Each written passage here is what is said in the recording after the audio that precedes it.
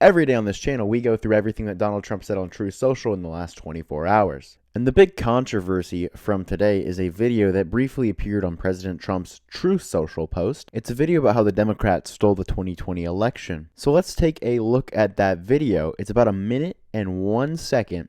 And pay very close attention because something pops up at the very end. Initiated by a court order, the Michigan investigation team obtained forensic access to a DS-200 tabulator, the machine that counts the votes. A Telit 4G wireless chip manufactured in Taiwan was discovered embedded into the motherboard. The voting machine tapes clearly indicate modem engagement and transmission of election data. The anomalies that we noticed in the 2020 general elections that 5 key states all stopped counting at a certain time in these key battleground states. These were all where the software, Dominion machines, ES&S machines were used, the Smartmatic, the GEMS software. So when the vote stopped counting, and this has been noted in other countries as well, President Trump was significantly ahead. When reporting and counting resumed, there was a massive spike occurred that favored Joe Biden.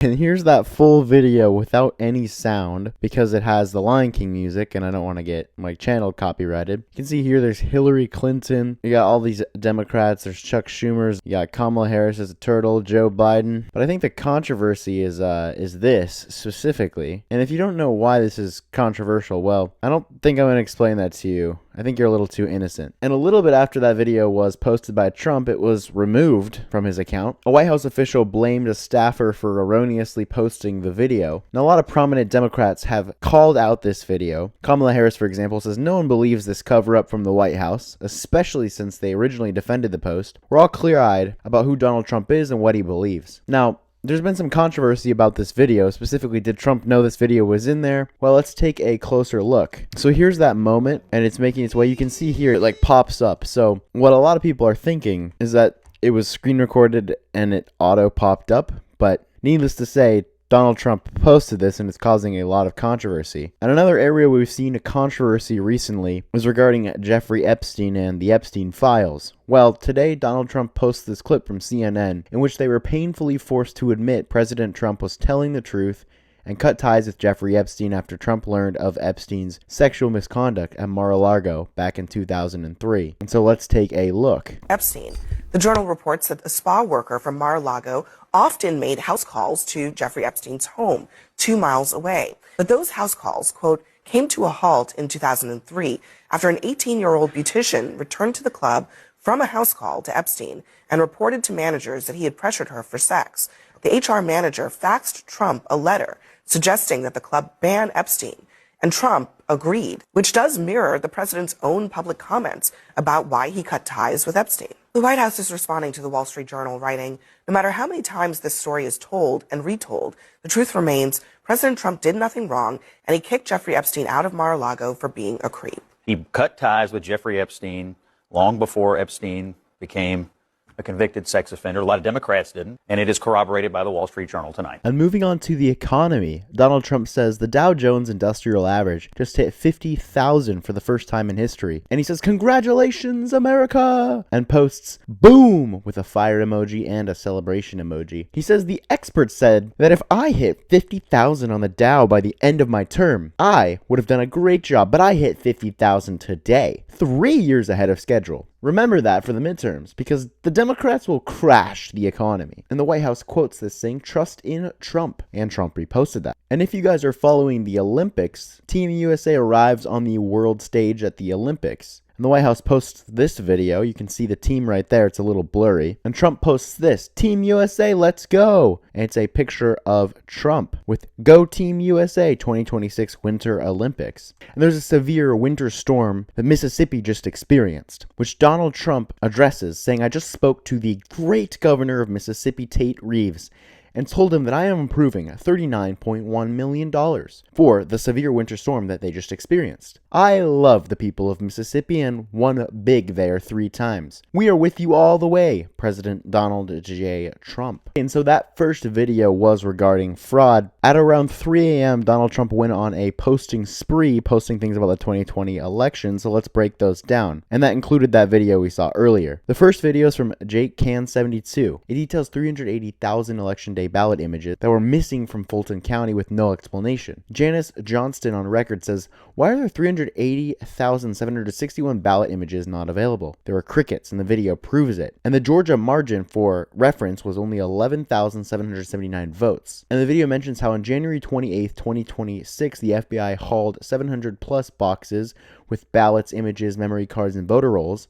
And now on February 4th, a couple days ago, Fulton demands a return. And the video urges people to unseal these records, release it, and show it. And so the White House says pass the SAVE Act and secure our elections. All voters must show proof of U.S. citizenship, and there should be no mail-in ballots. And Trump reposted that. And this video, also posted by Trump, is a testimony from Julian Assange, who says there's no dirt on President Trump. Even when Obama was spying on him, he could not find anything to compromise Trump. He is clean. That's why all they can do now is recycle old allegations that are unproven and have already been debunked. And Trump calls out the Democrats. He says nobody realized that the crooked Democrat politicians of the Unselect Committee of Political Thugs and Hacks, plus 2 Republicans who are worse than the Democrats, wacky Liz Cheney. She is becoming just like Rosie O'Donnell, the wee lass who is currently residing in Ireland in order to escape her Trump derangement syndrome. And crying Adam Kinzinger, a sick and demented man who was cast aside by his Republican mates. They were given pardons by crooked Joe Biden for the crime of deleting and destroying all the evidence having to do with the January 6th investigation. The reason they made this criminal move was because it proved conclusively that I did nothing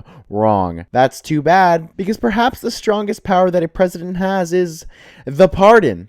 But it shows how crooked they were when they sought protection for their crimes against humanity. These were criminals that were released by a president, quote unquote, who did everything he could to destroy our country, including the massive illegal use of the auto pen. Now, moving on from fraud stuff, let's look at foreign policy for a second, because President Donald J. Trump just signed an executive order confronting the Iranian regime, establishing a process to impose tariffs on countries that continue purchasing goods or services from Iran. The White House says he's protecting America's national security, foreign policy, and economy, and Trump reposted that. And Trump reposted a video about Poland, so let's take a look. How many refugees has Poland taken? 0. And you're proud of that? If you are asking me about Muslims illegal immigration, none, not even one will come to Poland. Not even one if it's illegal. We took over 2 million Ukrainians who are working, who are peaceful in Poland. We will not receive even one Muslim because this is what we promised. But I asked not about illegal immigrants, I asked about refugees. And the Commission President says that you're racist. You sound proud of the fact that you haven't taken any refugees. Of course, because this is what our people are expecting from our government. That's number one. This is why our government was elected.